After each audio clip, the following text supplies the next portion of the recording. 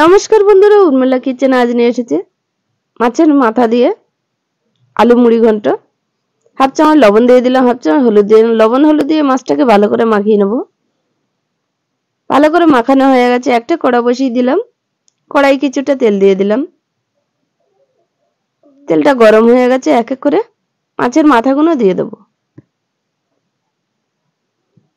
মাছের মাথাগুলো সব দেওয়া হয়ে গেছে। এক পিঠ করে ভাজা হয়ে গেছে, উল্টে আরেক পিঠ করে ভেজে নেব। মাছের মাথাগুলো ভেজে নেব।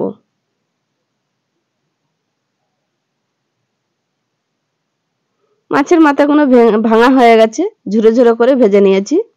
একটা পাত্রয় তুলে নেব।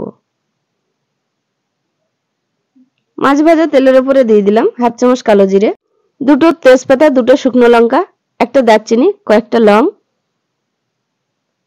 হালকা আছে জিরেটা ভেজে নেব। জিরেটা ভাজা হয়ে গেছে, একটা পেঁয়াজ কুচি করে রেখেছিলাম দিয়ে দিলাম। আর একটু নেড়ে দিলাম। হাফ চামচ লবণ দিয়ে দিলাম, একটু ভালো করে নেড়ে দিলাম। এক চামচ আদা ও রসুন বাটা দিয়ে দিলাম। এবার একটু ভেজে নেব। আদা রসুনের গন্ধটা না থাকে ভালো করে ভেজে নিয়েছি। কেটে রাখা আলুগুলো দিয়ে দেব। আলুগুলো দিয়ে কষতে থাকতে হবে সবজিটা।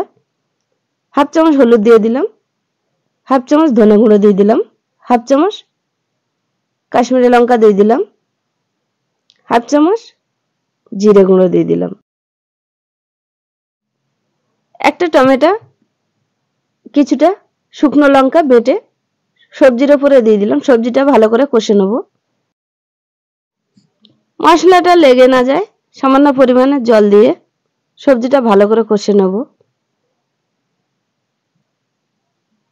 সবজিটা ভালো করে কষা হয়ে গেছে, পরিমাণ মতন জল দিয়ে দেব। জল দেওয়া হয়ে গেছে, এবার একটু নেড়ে দেব। আপনারা চাইলে বাড়িতে মাছের মাথা দিয়ে আলুর কষা করে খেতে পারেন। মাছের মাথাগুলো ভেঙে রেখেছিলাম, দিয়ে দিলাম।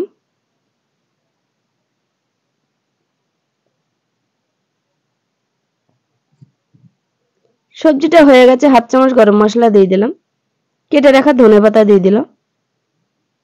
আপনাদের ভালো লাগলে কমেন্ট, শেয়ার, লাইক, সাবস্ক্রাইব করবেন।